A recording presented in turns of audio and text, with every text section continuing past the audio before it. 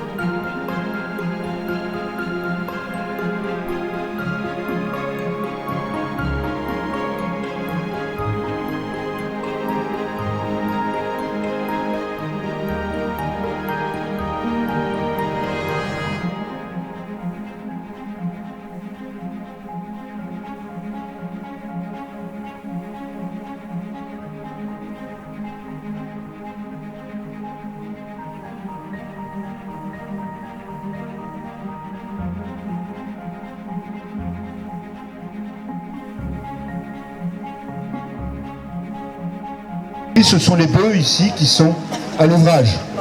Alors les bœufs sont comme nous, hein, des animaux qui ont chaud aussi, soif aussi.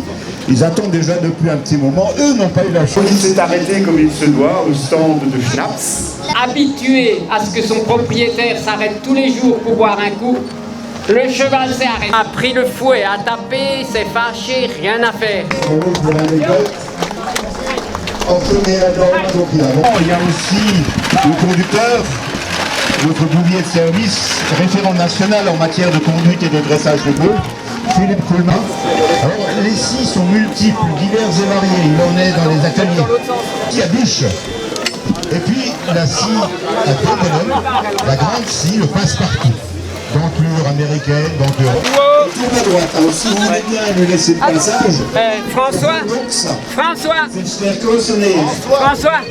le micro, j'ai juste une anecdote à proposer. Donc Philippe Kuhlmann, notre bouvier, me dit qu'il a une anecdote, j'espère violente. Bonjour messieurs, dames, je me rappelle de l'intronisation d'un sous-préfet dans un village viticole dont mon père était maire. Et le jour où la sous-préfète est arrivée, ils ont encore trouvé un vieux vigneron qui avait un cheval. On a trouvé une calèche encore dans une maison viticole. On a attelé le cheval du viticulteur à la cour. Cet instrument. Là, ils sont c'est un ouvrage pour faire descendre le bois le mieux possible. Et ils utilisent tout simplement le système du levier qu'on appelle le tourne-bille. C'est un manche pour faire levier. Et au bout du manche, il y a un crochet pour crocheter cette performance d'aujourd'hui.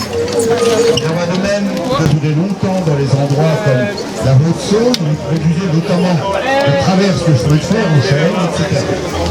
Le deux sièges de long. Métier fastidieux, et puis arrive l'émission manuelle. Alors maintenant il recule, vous avez entendu le commandement chez Chariot, les sièges sont toujours pendant des petits rails, et vous, comme les tournages sont souvent assez étroits, les grands dénivelés, ce sont des grands dénivelés par-dessus, un très haut débit, mais un grand dénivelé. Inversement, vous avez en pleine, ici, un gros maintien. On a une origine, on fait 6 mètres de droite, 3 mètres de droite, et l'autre, comme dans des objets, on verra tout à l'heure, le canal va amener la chaîne, c'est-à-dire la route pour eux.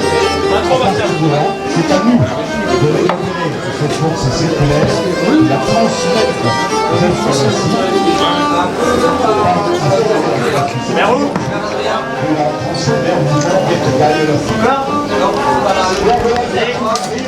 c'est pas qui est derrière la gare. À la limite, je vais c'est grâce à la force de la pratique.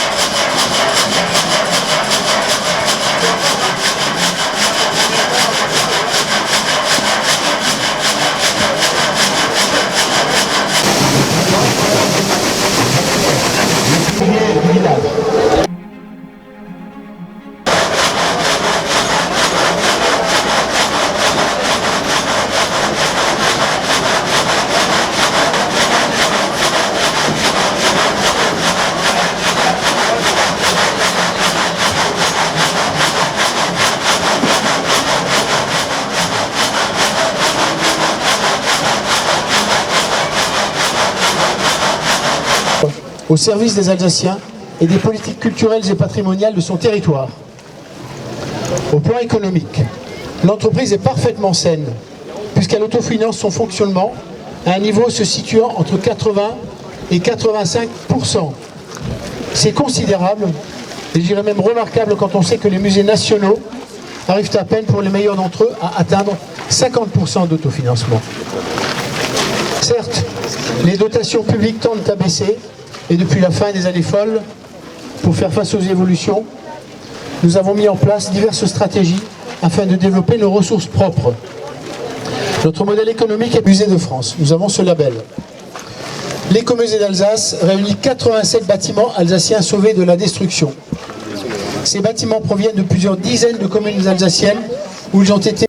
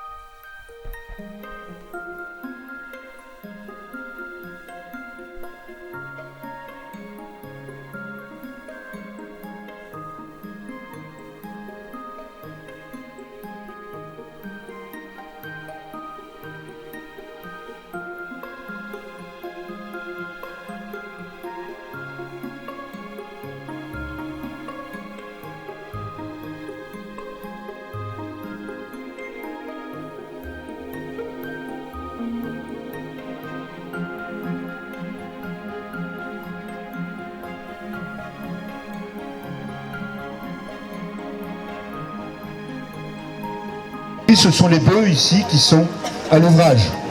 Alors les bœufs sont, comme nous, des animaux qui ont chaud aussi, soif aussi. Ils attendent déjà depuis un petit moment. Eux n'ont pas eu la chance. Il s'est arrêté comme il se doit au stand de Schnaps. Habitué à ce que son propriétaire s'arrête tous les jours pour boire un coup, le cheval s'est arrêté. A pris le fouet, a tapé, s'est fâché, rien à faire. Il y a aussi le conducteur, notre bouvier de service, référent national en matière de conduite et de dressage de bœufs, Philippe Coulmin. Alors, les scies sont multiples, diverses et variées. Il en est dans les ateliers de diverses formes, de diverses tailles. Et en forêt, il y a les deux. La scie à un bonhomme, la scie à bûche. Et puis la scie à deux bonhommes, la grande scie, le passe-partout. Dentelure américaine, dentelure européenne, qu'importe. C'est une scie, pareil, on tire à chaque fois, alternativement, et c'est eux qui servent à trancher le bois sous la longueur. On ferait tout à l'heure ceux qui ont fait l'abattage, autrement dit les bûcherons. Les bûcherons n'abattaient pas, contrairement à ce qu'on croit. Tournez à droite, alors si vous voulez bien me laisser le passage. François, le micro, j'ai juste une anecdote à proposer. Donc Philippe Kuhlmann, notre bouvier, me dit qu'il a une anecdote, j'espère violente. Bonjour messieurs, dames, je me rappelle de l'intronisation d'un sous-préfet dans un village viticole dont mon père était maire. Et le jour où la sous-préfète est arrivée, ils ont encore trouvé un vieux vigneron qui avait un cheval. On a trouvé une calèche encore dans une maison viticole. On a attelé le cheval du viticulteur à la cour. Voilà les trois métiers qui sont là, des métiers manuels et qui préfigurent cette activité mécanisée qu'est la scierie la scie de la scierie mécanique. Utiliser cet instrument. Là, ils sont à... C'est un ouvrage pour faire descendre le bois le mieux possible. Et ils utilisent tout simplement un système de levier qu'on appelle le tournevis. C'est un manche pour faire le levier. Et au bout du manche, il y a un crochet pour crocheter le bois. Donc voilà, il est en train de descendre tout doucement. Il descend d'abord d'un côté, puis de l'autre, pour rouler sur le quai. Le tournevis. Alors, le tournevis a outil fixe et tournevis a outil flexible. À l'arrière, s'il vous plaît. Ne pas rester dans l'axe de la grue. Mesdames et messieurs, l'arrivée de cette performance d'aujourd'hui. Il en va de même que durer longtemps dans les endroits comme la Haute-Saône, où ils produisaient notamment des traverses de chemin de fer en chaîne, etc. Donc de siège de long, métier fastidieux, et puis arrive l'émission manuelle. Alors maintenant, il recule, vous avez entendu le commandement Césarieux, les sièges sont toujours pendant des petits rails qui permettent, comme les tournages sont souvent assez étroits, les grands dénivelés, ce sont des grands dénivelés par-dessus, un faible débit et un grand dénivelé. Inversement, vous avez en plein, ici, dans la cuisinier par exemple, qui est en retrait, vous avez besoin on passe au-dessus. On accélère c'est pareil. Et nous avons un système intermédiaire qu'on a ici, on a une hauteur qui fait 6 mètres de 3 mètres de haut, et comme dans des objets, on verra tout à l'heure, le canal va amener vers le côté vert, l'eau arrive sur la rue, elle accélère ses objets, les points, et par là, elle sort, la vitesse de l'eau qui arrive dessus, et aussi elle génère un force prochaine, c'est-à-dire que la route pose. À partir de là, c'est à nous de récupérer cette force circulaire, de la transmettre jusqu'à la scie, de la transformer en mouvement de taille de la scie. C'est pas qui est derrière la gare. À la limite, je vais c'est grâce à la force de la fatigue.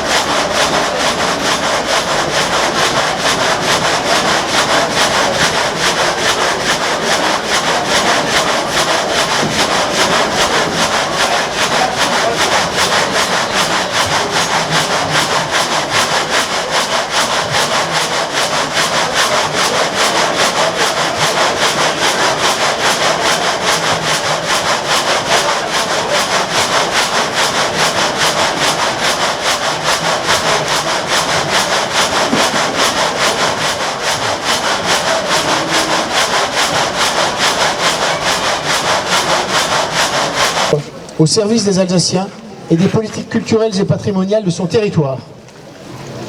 Au plan économique, l'entreprise est parfaitement saine, puisqu'elle autofinance son fonctionnement à un niveau se situant entre 80 et 85%. C'est considérable, et je dirais même remarquable quand on sait que les musées nationaux arrivent à peine pour les meilleurs d'entre eux à atteindre 50% d'autofinancement. Certes, les dotations publiques tendent à baisser, et depuis la fin des années folles, pour faire face aux évolutions, nous avons mis en place diverses stratégies afin de développer nos ressources propres. Notre modèle économique est Musée de France. Nous avons ce label. L'écomusée d'Alsace réunit 87 bâtiments alsaciens sauvés de la destruction. Ces bâtiments proviennent de plusieurs dizaines de communes alsaciennes où ils ont été